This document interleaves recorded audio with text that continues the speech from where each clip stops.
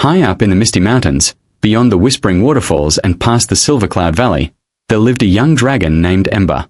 Ember had shimmering scales the color of midnight, deep blue with tiny flecks of gold that sparkled like stars whenever sunlight touched them. He had wide amber eyes, 2 curling horns the color of copper, and broad wings that could carry him across 3 valleys in a single swoop. But Ember had a secret. A very, very strange secret. You see, most dragons in the misty mountains could breathe fire. Big dragons could shoot flames as tall as oak trees. Medium dragons could toast marshmallows perfectly from 10 steps away. Even the tiniest baby dragons could make little orange sparks that lit up the dark caves where dragon families slept. Ember could not breathe fire. Not one single spark. Not even a tiny puff of smoke. What came out when Ember tried to breathe fire was something completely different. Something nobody had ever seen before in the history of dragons. When Ember took a deep breath, held his belly tight, and breathed out with all his might, a great puff of glittering golden dust would burst from his mouth, and wherever that golden dust landed, flowers would instantly burst into bloom. Sunflowers as tall as a doorway. Roses in every color, red, pink, white, purple, and even a deep midnight blue that matched his scales. Tiny daisies in clusters. Lilies that glowed softly in the dark. Wildflowers in shades no painter could name. And always, they smelled absolutely wonderful. But Ember did not think this was wonderful at all. He thought it was embarrassing. Every morning, the other young dragons would race to the top of Mount Cinder to practice their fire breathing. "Watch mine," shouted Cinder, a red dragon with a laugh like crackling wood. He sucked in a great breath and a magnificent river of orange flame shot across the sky. "That is nothing," laughed Soot, the grey dragon, whose fire was blue-white and so hot it turned rocks into smooth glass. Then they all looked at Ember. "Your turn, Ember," called Cinder. Ember wished he could disappear. He took a shaky breath. He scrunched up his nose. He tried to make his belly feel hot and fiery. He breathed out as hard as he could, and a great burst of golden sparkling dust cascaded from his mouth and drifted down the mountainside. Within seconds, the entire rocky slope was covered in bright yellow daffodils. There was a long silence. Then Cinder began to laugh, and Soot joined in. And soon all the young dragons were rolling on the mountainside, laughing so hard that small flames kept popping out of their noses. "Ember can't do fire," wheezed Cinder. "Ember grows flowers," giggled Soot. "What kind of dragon grows flowers?" Ember spread his wings and flew away as fast as he could, their laughter following him like smoke on the wind. He landed in a quiet meadow at the base of the mountain and sat all alone, staring at his claws. A single tear rolled down his blue-gold snout and fell into the grass. Instantly, a small purple violet bloomed where the tear had fallen. Ember looked at it for a long moment. "Even my tears make flowers," he muttered sadly. "I am the most useless dragon who ever lived." He did not yet know, could not even begin to imagine, that in just 3 days, the whole world would come to need exactly what he alone could give. Far below the misty mountains, in a wide, sun-baked valley called Goldenmere, something terrible was happening. Goldenmere had once been the most beautiful place in all the land, a valley filled with meadows of wildflowers, orchards of fruit trees heavy with blossoms, and gardens so colorful they could be seen from the mountaintops on a clear day. But 3 months ago, a cold grey fog had crept into the valley.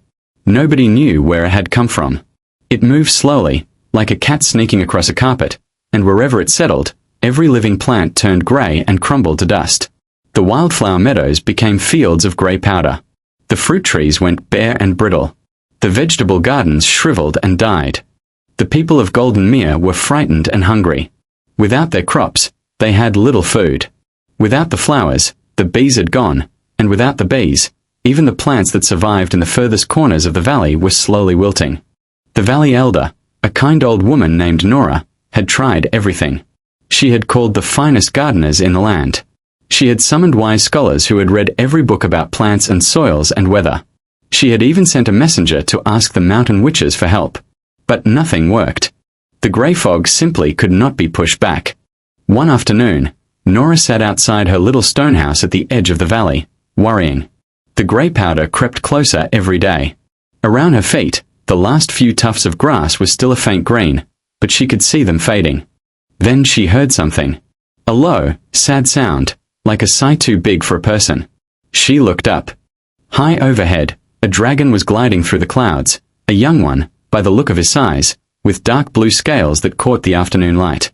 He was flying slowly, with his head down, not with the bright swooping joy most dragons flew with. He looked like a creature who had something heavy sitting on his heart. Nora was not afraid of dragons.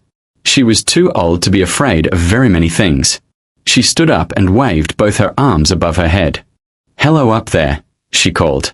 "Young dragon. Come down. I need your help." Ember nearly fell out of the sky with surprise. Humans didn't usually call to dragons. Usually they ran. But this small old woman was waving at him as if she were greeting an old friend. He circled once, twice, then glided down and landed in her garden, being careful not to crush the last pale blades of grass. "What happened here?"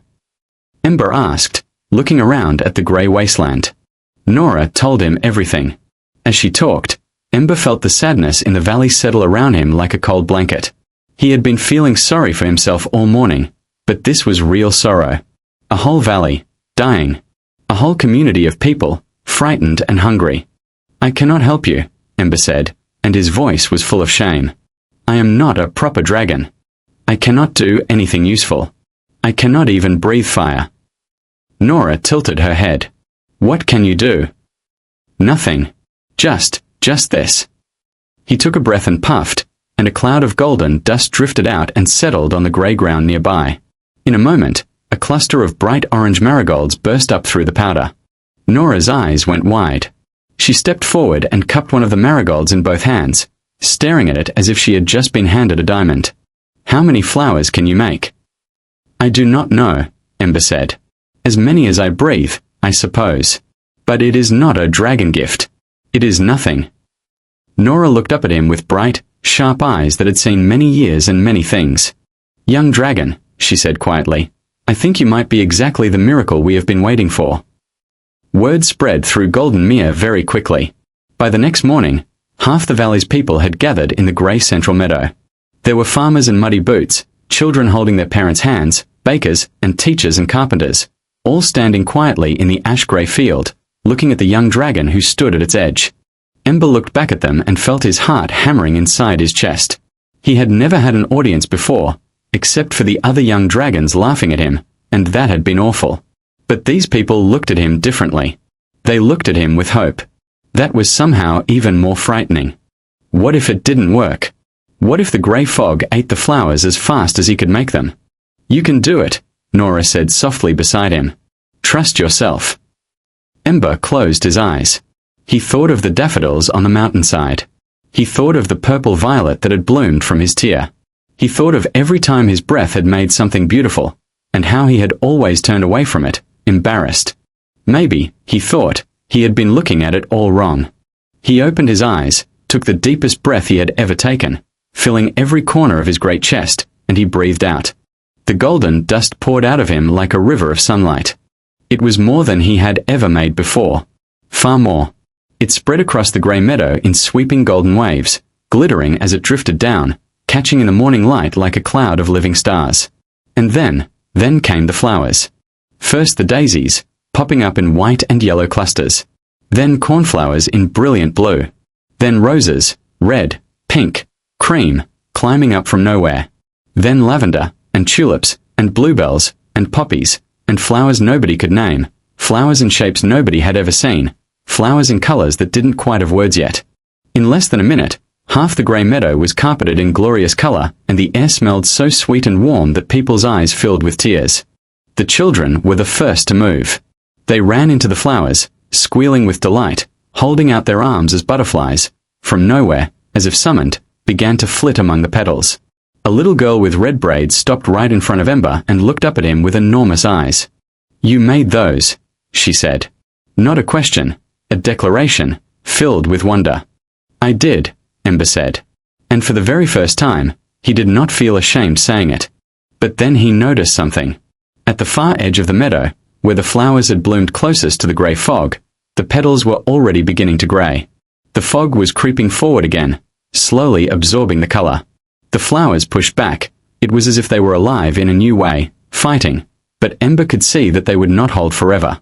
"The flowers are pushing it back," Nora said beside him, "but not fast enough." Ember looked across the vast grey valley, all the bare orchards, all the withered fields, all the places where beautiful things had been. I need to cover the whole valley, he said. All of it. All at once. Can you do that? Ember looked at the wide expanse of grey land. Then he spread his wings, and for the first time in his life, he felt no doubt at all. I don't know, he said, but I am going to try. Ember flew to the very center of the valley and climbed as high as he could, higher than he had ever flown before, until Golden Mere spread out beneath him like a grey, patchwork blanket, and the people below were small as ants. He could see everything from up here. The whole valley, every field and orchard and garden path, all of it grey and still and sad. The fog moved through it slowly, thick as porridge, grey as a winter sky without any snow or stars. Ember hovered in the cold high air and he breathed and breathed, filling his lungs past the point where they had ever been full before. He felt the golden magic gathering inside him, not just in his chest, but in his wings and his tail and the tips of his copper horns, buzzing and humming like sunlight turned solid. Then he dove. He dove straight down like a comet of blue and gold, and when he was halfway to the valley floor he opened his mouth and breathed. What came out was not a puff or a cloud or even a river. It was a storm of golden light. It poured from him in every direction, a great spinning, glittering tornado of golden dust that spiraled out across the entire valley, carried by the wind that his dive had created. It spread and spread and spread, thin as morning mist but bright as noon sunshine, drifting down over every corner of Golden Mere. And then the valley exploded into color. It happened all at once. Not corner by corner, not patch by patch, all of it, every grey field and bare orchard and withered garden, all blooming in a single magnificent moment. It was like watching 1,000 fireworks go off at once, except silent and soft and beautiful. Color erupted out of the grey, greens and yellows and purples and reds and blues, a million flowers all opening at the same breath. The fruit trees burst into blossom, every branch suddenly covered in white and pink flowers that fell like gentle snow. The grass shot up, thick and bright green. The vegetable gardens filled with leaves and vines as if the seeds had been waiting just under the surface, just holding their breath, waiting for permission to grow. And the grey fog, for the first time in 3 months, stopped moving forward. The flowers pushed against it. Not just one or two, but millions of them, a living, growing, blooming wall. The fog seemed to shiver. It seemed to shrink. It crept backward, just a little, just a few inches. The people of Golden Mere stood in their doorways and gardens, staring with open mouths. Some were crying. Some were laughing. Some were doing both at the same time. Ember landed in the central meadow and immediately sat down hard on the ground because his legs had gone wobbly. He was more tired than he had ever been in his life. His golden dust was all used up. If he breathed out now he would get nothing but ordinary dragon breath, which smelled rather like warm metal and old fireplaces. But the fog was still there, at the edges of the valley. Smaller, yes. Pushed back, but still there. And Ember knew, with a cold certainty, that it would come creeping back when he rested. The flowers were beautiful. The flowers were wonderful. But flowers alone were not enough to destroy the fog for good. That evening, as Ember sat wearily in the central meadow surrounded by his flowers, he heard a familiar sound above him. The crack of wings, big wings, dragon wings, and a rush of hot air. He looked up. 3 shapes glided down from the direction of the misty mountains. As they landed, Ember recognized them immediately.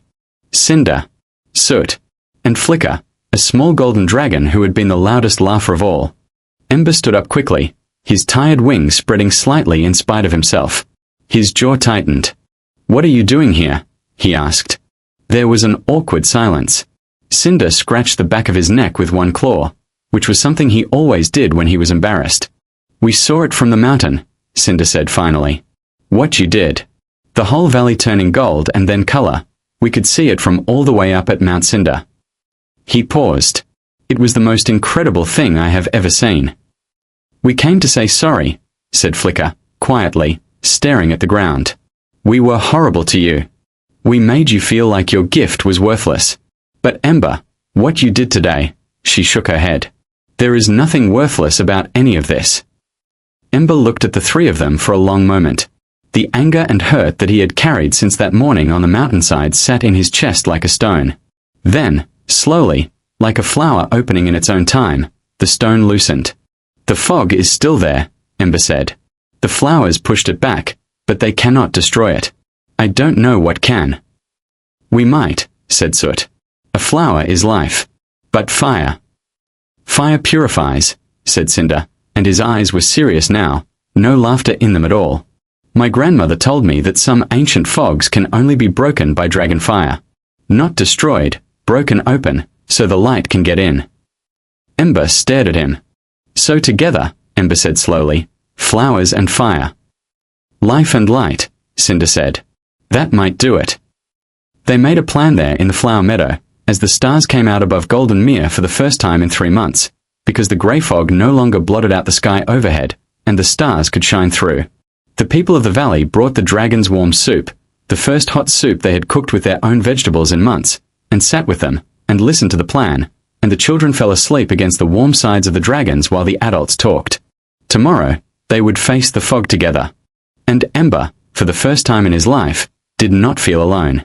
Just before dawn, when the sky above Golden Mere was the color of dark ink slowly turning to blue, Ember stood at the edge of the remaining grey fog. Beside him stood Cinder and Soot and Flicker. Behind them stood every person in the valley, wrapped in their cloaks against the morning chill, holding hands and watching. The fog was thick and cold. Up close it had a smell, old and stale, like a room that had been shut up for too long. Ember could feel it pressing against the flowers, trying to creep forward past the wall of petals and leaves that held it back. Ready? Cinder asked. Ember nodded. They went all together. Ember flew straight into the fog bank, pouring out golden dust in every direction, filling the grey air with glittering golden life, sending flowers bursting up through the grey crumbled ground inside the fog itself, making colour erupt in the heart of the darkness. Behind him, diving through the fog came Cinder, and his great river of orange dragon fire rolled through the fog like dawn coming over a hill. The effect was immediate and extraordinary. Where the dragon fire touched the golden flower dust, the whole fog lit up from inside, a brilliant, impossible light, gold and white and orange all at once, blazing through the grey like 1,000 lanterns switched on simultaneously. The fog didn't just shrink. It shattered, like glass breaking, like a held breath finally released, great chunks of grey mist dissolving in the light, falling apart, becoming nothing but damp cool air. Soot's blue-white fire swept through the outer edges, and Flicker's quick small bursts darted into every shadowy corner where wisps of fog tried to hide. And Ember flew through all of it, his golden dust falling everywhere, flowers exploding into life through the cleared ground as the fog vanished, as if the flowers themselves were drinking the last of it away, turning even the memory of grey into roots and petals and life. It took less than an hour. When it was done, the 4 dragons landed in the valley and the people of Golden Mere stood all around them, and for a moment nobody said anything at all. The valley was unrecognizable from what it had been just yesterday. Golden Mere was gold again, gold and green and purple and pink and white and red and every color that had ever had a name and a few that didn't. The little girl with red braids pushed through the crowd and ran straight to Ember. She was carrying something, a crown she had woven herself from the flowers, in the colors of his scales, dark blue and glittering gold. For you, she said. Because you saved us. Ember lowered his great head so she could reach, and she placed the flower crown between his copper horns. The crowd cheered, a warm, full sound that rose up over the blooming valley and into the clear morning sky. Ember straightened up and looked around. At the flowers stretching to every corner of the valley. At the fruit trees heavy with blossom. At the people with color in their cheeks and joy on their faces. At Cinder and Soot and Flicker, who were grinning at him in a way that had nothing to do with laughter and everything to do with pride. Nora appeared at his side. She patted his great blue foreleg gently. You said you were the most useless dragon who ever lived, she said. I did say that, Ember admitted. And was it true? Ember thought about it carefully, the way you should think about important questions. Then he laughed, a warm, rolling dragon laugh that sent little puffs of golden dust into the air, making a shower of tiny forget-me-nots rain down around them both. No, he said. I just hadn't found the right place to bloom yet. From that day forward, Ember was known across the whole land as Ember the Blooming Dragon. Every spring he would fly over Golden Mere and breathe out his golden dust, and the valley would burst into flower in a single magnificent morning that people came from far away to see. And every year, the children of the valley would run into the meadow and hold up their arms to catch the golden dust, laughing as flowers popped up around their feet, until the whole valley smelled of roses and lavender and warm, sweet things growing. Ember learned something important that year in Golden Mere, something that he never forgot and that he passed on to every young dragon who ever came to him feeling wrong or different or less. Not every gift looks like power. Not every strength looks like flame. Sometimes the most extraordinary thing you can do is simply make the world more beautiful. And sometimes, if you are very brave, and very kind, and willing to try, that is more than enough to save everything.